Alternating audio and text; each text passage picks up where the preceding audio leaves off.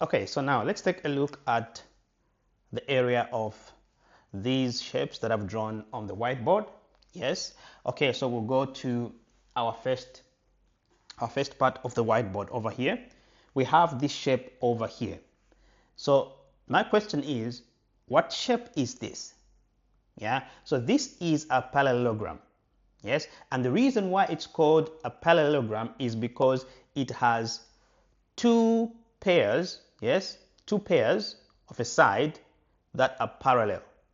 What I mean by that is that these two pairs of the side of this parallelogram, they can never meet.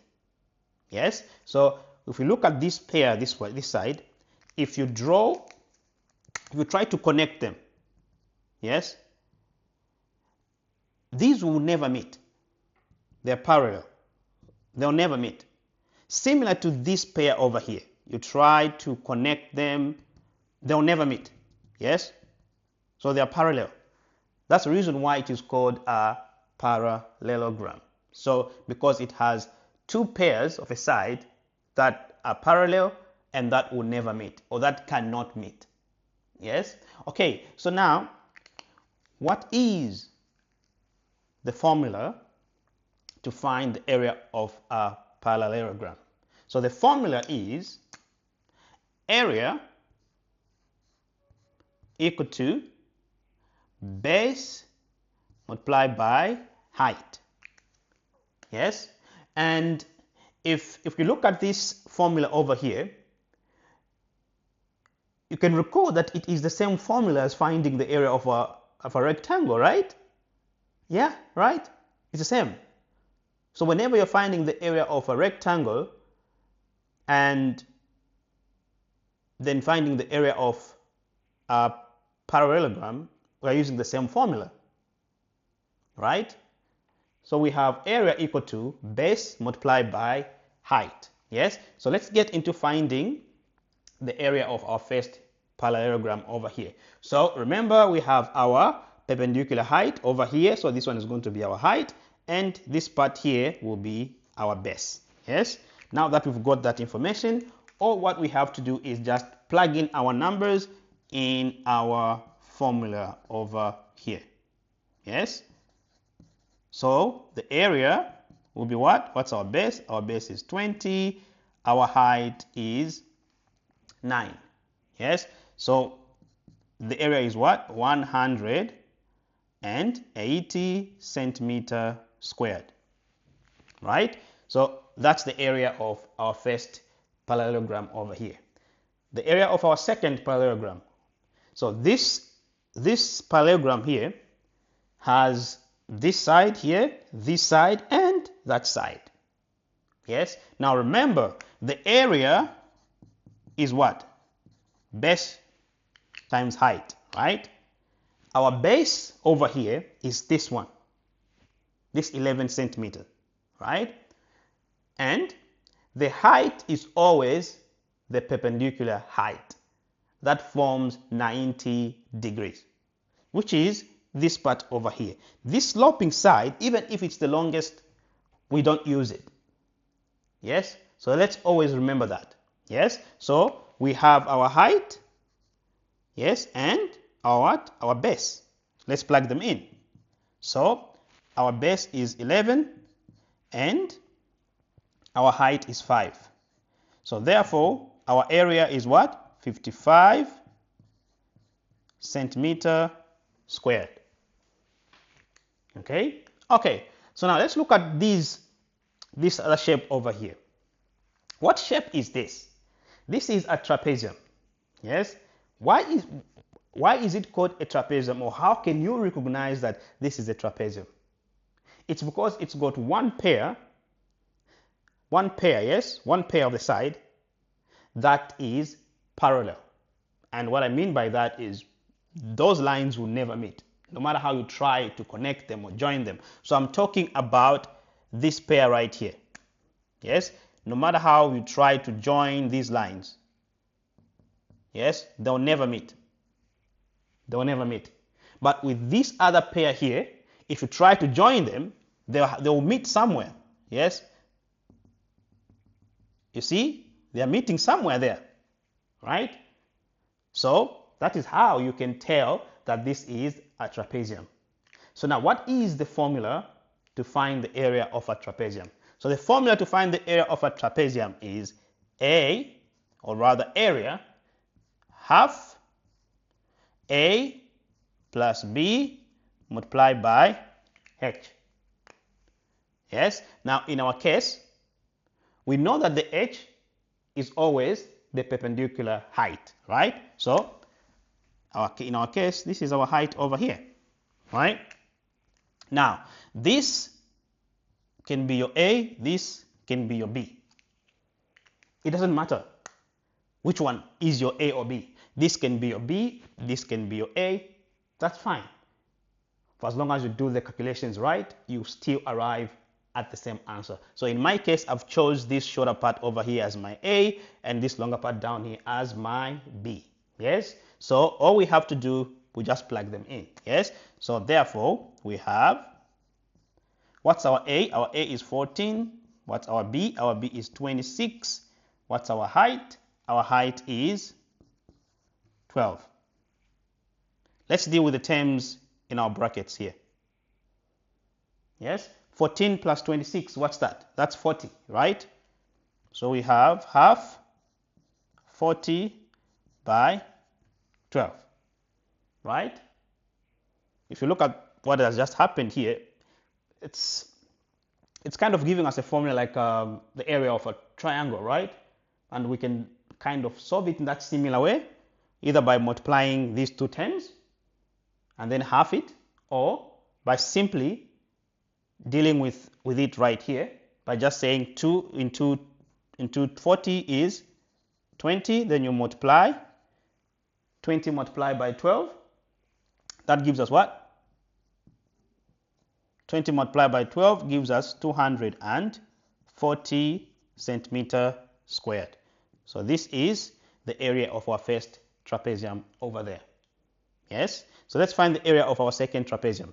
Yes, so we know the area is half A plus B multiplied by H, right? Our H is always what? Our perpendicular height. And remember I said this can be your A or this one can be your B. It's still fine. So let me try to change them. So I want this one to be my B, this one to be my A, yes, to show you guys that you can still arrive at the same answer. Right? Okay, so I'll have my half there. My A is 9. My B is 5. My H is what? 3.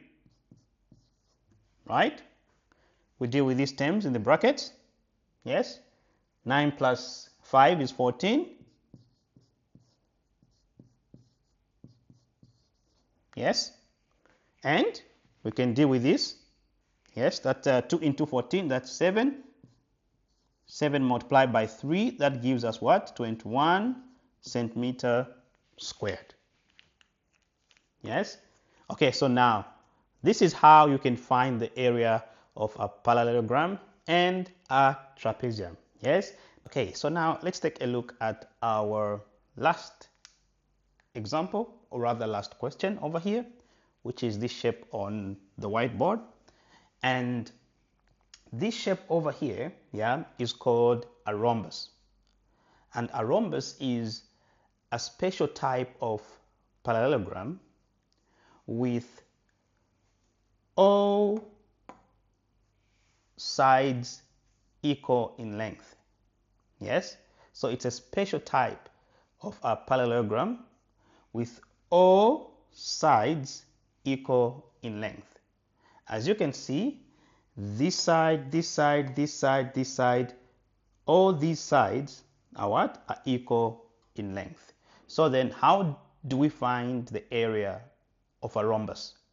Now, a rhombus comes with two formulas. And these formulas, when we use them, we basically arrive at the same answer. We basically get the same solution. But we use them differently according to the information that you have been provided with. So the first formula is area, yes, will be what? Base multiplied by height. Yes. So if you're given a rhombus, yes, with base and height, then we can use this formula. Now, the second formula is half d1 multiplied by d2. Now, I'm sure we're asking ourselves, what is d1 or d2? So d1, d2, these are diagonals. So d is what? Diagonal. Yes? So these are the two formulas, or rather two methods that we can use to find the area of a rhombus. But each of these methods, you can use them depending on the information that you have been given. Let's see how we can use these two methods in finding the area of a rhombus. So let's take a look at this first question over here. We've been asked to find the area of a rhombus. So then, which method, or rather which formula, are we going to use? Depending on the information that we've been given right now. Right? So we know that we have been given the base. Now remember, this is also 8 centimeter, this is 8 centimeter, this is 8 centimeter. Right? We've been given the base here, which is 8. And we have our perpendicular height here forming a 90 degrees. So that's our what? That's our perpendicular height. Therefore, we're going to use this formula or this method over here, which is area is equals to base multiplied by the perpendicular height. Therefore, our base is 8, our perpendicular height is 5. So our area then, 8 multiplied by 5 is 40 centimeter squared. Yes? So that's how you find the area of this rhombus given this information. Right? Okay, now let's try to look at this other rhombus over here. Now, if you look at this rhombus here, we have been given, so these two lines here are diagonals. Yes, does that make sense with that formula now?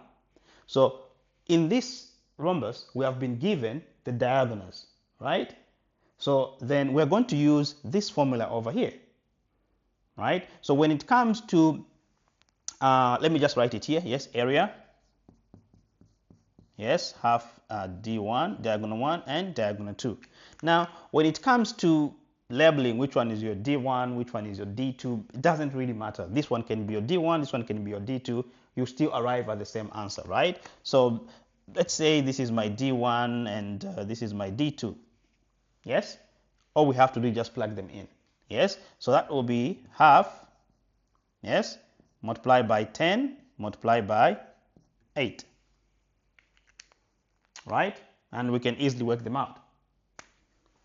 2 into 10 is what? Is 5.